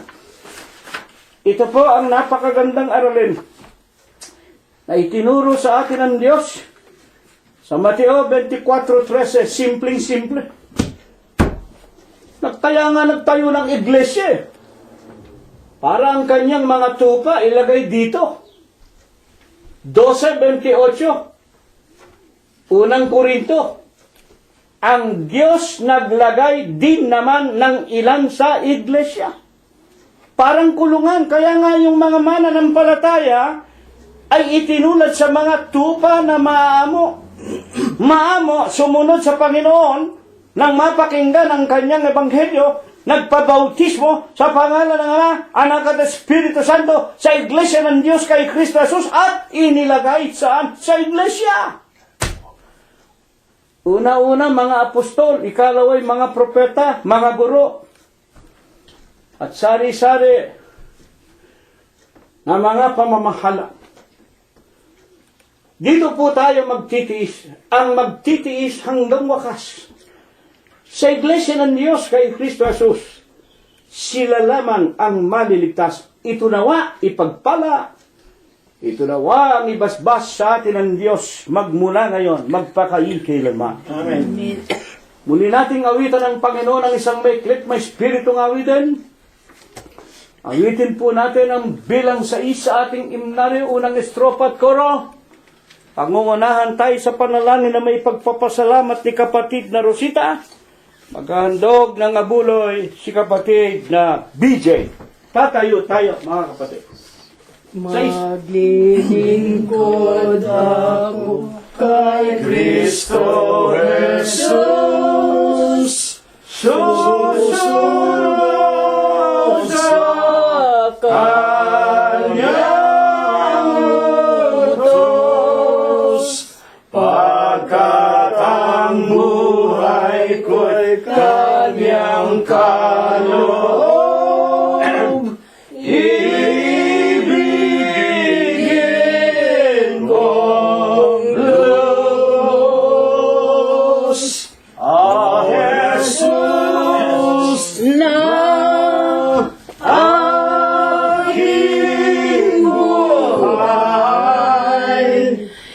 Halang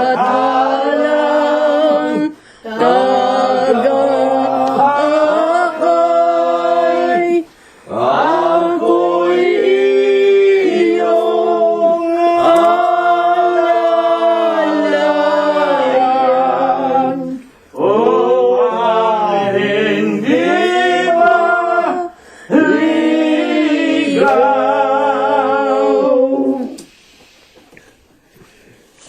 Panginoon po naming Diyos,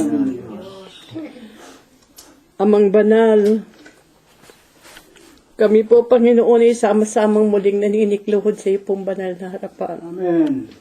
Minsan pa po, Panginoon, nasa po ng iyong mga lingkod na kami po'y muling makapagpaabot ng aming pong lubos-lubos na sa pusong mga pagpapasalamat. Sa lahat nga po, Panginoon, ng iyong pagpapalat pamamatnubay, na hanggang sa umagang ito, Ama, iyo pong pinagkaloob sa bawat isa sa amin. Panginoon po naming Diyos, tagos po sa iyong makapangyarihang paningin ang laman ng aming puso at mga kaisipan. Talos mo po, Ama, na kapag sumasapit nga po ang ganitong mga araw sa aming mga buhay, naroroon po, Panginoon, ang pagnanasa ng bawat isa sa amin, Ama, na kami po ay makapagpaabot ng aming pong mga pagpapasalamat. Higit na nga po, Ama, ang ikaw po ay aming mapupurihan. Maluwalhati po namin, Panginoon, ang iyong pong banal na pangalan sa Espiritu mo po at sa iyong mga katotohanan. Panginoon po naming Diyos, maraming salamat din po, Ama, na muli sa umagang ito'y muli mo pong niloob na kami mahasika ng iyong mga aral, ng iyong mga kautusan. Mga aral mo po, Panginoon, na natala sa banal na kasulatan na ito po'y nagaganap na po sa buong kalupaan. Tunay po, Panginoon, na lumalago na nga po ang mga karunungan. At ito po'y umaabot sa iba't ibang dako nitong kalupaan. Dadapat, Panginoon, lalong pong nawawala ang iyong mga lingkod sa mga gawang kabanalan. Panginoon po naming Diyos, loobin mo po, Ama, na kung ang mga karunungan ito'y nakakaabot sa iba't ibang dako nitong kalupaan, nawa po sana may kanila rin pong mapakinggan ng iyong katotohanan. Amen. Sila rin po, Panginoon, ay manampalatayang ikaw nga po ang nag-iisang Diyos na buhay, na dapat po naming sambahin, pasalamatan sa lahat nga po ng kagandahan ng iyong kalooban. Amen. At nang sa gayon, Ama naming Diyos, sila man po, Panginoon, ay magkaroon sa ipinangangako mo pong buhay na walang hanggan. Amen. Panginoon po naming Diyos, maraming salamat din po, Ama, na amin pong nadarama, Ama naming Diyos, na hindi mo po pinababayaan ang bawat isa sa amin. Sa nagdaang mga araw sa aming mga buhay, ay naroon pa rin naman po, Panginoon, ang iba't ibang mga suliranin, mga alalahanin, na nagdaraan din po naman sa aming mga buhay. Gayon din po naman, Ama naming Diyos, hindi po namin, Ama, nalilimutan na ito po, Panginoon, ay aming idalangin sa iyo, Amang Banal. At ito po naman, Panginoon, ay aming nadaramang kami po iyong pinakikinggan at hindi mo po, Ama, kami pinababayaan. Amen. Panginoon po namin Diyos, maraming salamat nga po, Panginoon. Ito po lamang ang aming maipaabot, ang ikaw nga po, Panginoon, ay aming lubos-lubos na mapapurihan. Ito po, Panginoon, ang aming magagawa at maisusukli sa lahat nga po ng iyong kabutihan sa bawat isa sa amin. Na kapag sumasapit ang ganitong mga araw sa aming mga buhay, mamasdan mo po ang iyong mga lingkod. Sama-sama at may isang tinig na nagpupulit, umaawit, lumuluwalhati sa iyo pong banal na pangalan. Amen. Panginoon po naming Diyos, amin din po amang minsan pa'y isasama't idadalangin. Idinadalangin po namin, Panginoon, ang amin pong mga mahal sa buhay na naroroon pa po sa malalayong dakong kanilang kinaroroonan. Panginoon po naming Diyos, talos mo po, Ama, na wala po kami amang maitutulong o magagawa sa layo ng bawat isa sa amin, kundi Ama, ang kami po yung manampalatayang hindi mo po Ama sila pababayaan. Laging naroroon po ang iyong mapagpalang kamay. Naroroon po, Panginoon, ang iyong makapangyarihang paningin na magiging gabay nila at magiging landas sa kanila mga daraanan. Amen. Panginoon po naming Diyos, maraming salamat po. Salamat po. Na kami nga po hindi mo po kinalilimutan. Panginoon, amin din po amang idinadalangin ang mga lingkod mo pong sa tuwi-tuwi na kinakasangkapan mo po sa paghahayag ng iyong katotohanan. Yeah. Nakikita mo po, Panginoon, ang pagnanasa nila na ikaw po ay kanilang mapaglingkuran ng walang bahid, dungis o kapintasan. Gayunpaman, Ama namin Diyos, kung sila man ay nakikita mong may mga kahinaan, Panginoon, wag mo po Ama silang pababayaan, lalo mo po sila Ama, palakasin sa kanilang mga katungkulan. Pagkalooban mo po sila, Panginoon, ng marami pang mga kaalaman na ito po'y maipahayag nila. At marami pa pong mga marami pa pong mga nilalang ang makaalam ng katotohanan, marami pa pong mga labing pumulit lumulhati sa iyong banal na pangalan. Amen. Panginoon po naming Diyos, sa umaga nga pong ito, Ama, hayag sa iyo ang laman ng aming puso't kaisipan. Nalalaman mo po, Panginoon, na ang ila sa aming mga mahal sa buhay ay binawian mo na po ng buhay. Gayunpaman, Ama, amin pong ipinagpapasalamat na hindi mo na po, Ama, sila pinabayaang magtagal pa sa kahirapan na kanilang mga pinagdaraanan. Siya nga po. Panginoon, kung kami man ay nasa sumpungan mo, lumuluha ang aming mga mata. Dala po, Panginoon, na kami po yung mga taong nasasaktan po lamang sa pagkawala ng aming mga mahal sa buhay. Panginoon po namin Diyos, kami po'y sumasampalataya na ngayon na sila ay nasa kabilang buhay na may kapayapaan. Kami po naman, Panginoon, ay nananalig na sila man ay hindi mo po pababayaan. Amen. Panginoon po namin Diyos, amin din pong samot panalangin ang mga lingkod mo po na magsisiuwi pa sa kanilang mga tahanan. Muli mo po Ama silang gagabayan ng iyong mapagpalang kamay. Ibalik mo po sila, Panginoon, na walang kahadlangan sa kanilang mga daraanan. Muli kaming magkasama-sama sa muli namin pakikipagtipan sa iyo sa mga araw pandarating kung yung loloobin sa bawat isa sa amin. Amen. Panginoon naming Diyos, ang hindi na po nasambitlan ng aking mga labi.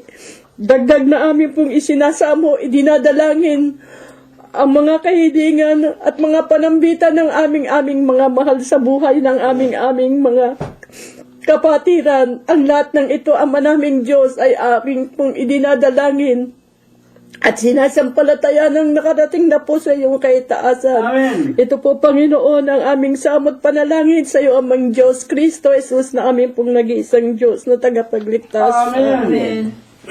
Diyos na makapangyarihan sa lahat,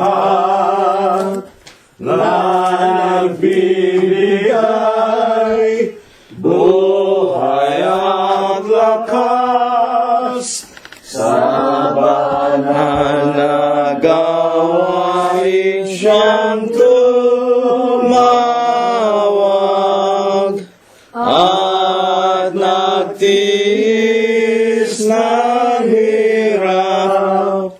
Kaming lingkod mo ay nagpapasalamat sa kaloob mong buhay at lakas. Dalangin namin sana ay maging dapat tanggapin mo, Diyos ko.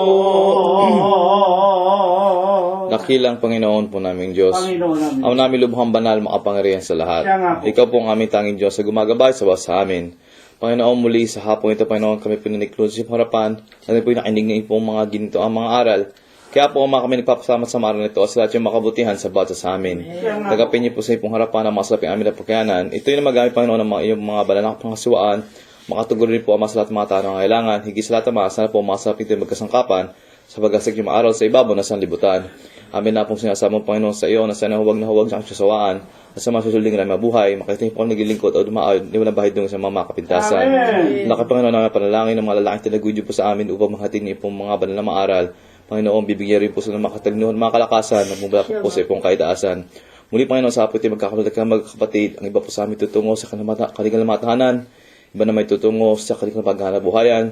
Loobin niyo po ang mamarating namin ang lahat ng mga patutunguhan na ligtas, lahat ng makapamakan. Amen. Panginoon, marami kayong mga kilinama. Dahil kapag kami maasa na mga ito, idadagin po sa amin.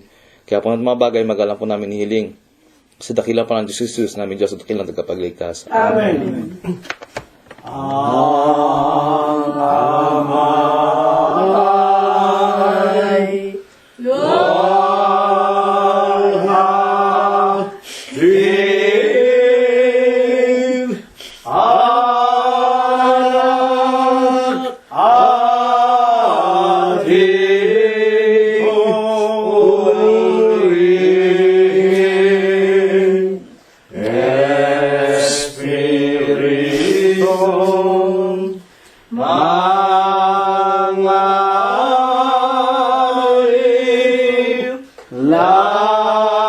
Laging ipatnubay.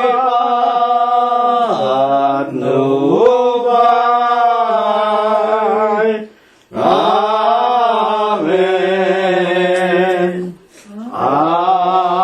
Amen.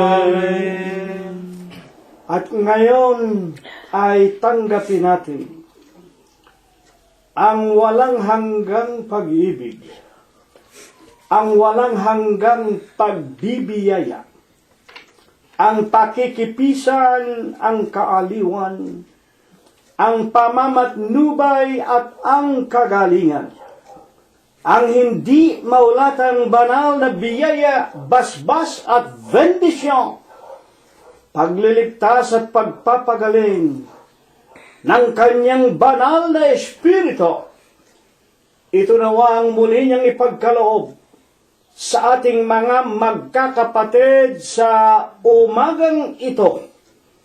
Ipaabot ng Diyos sa ating sariling mga kabiyak ng puso, sa ating mga anak, mga manugang, mga apo, kasangbahay at mga kamag-anakan sa Lama.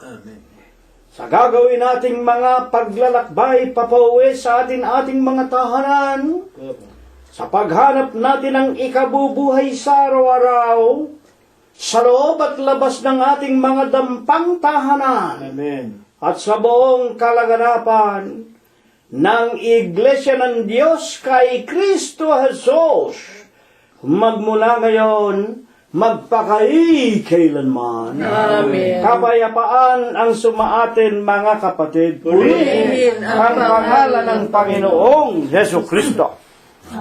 Kay Jesus ang hawak sa aking kahinaan. Si Jesus ang batas sa aking bulan. Wala nang ibang ngalan dapat tayong pagsaligan. Diyos Kristo, Jesus, tunay na tunay.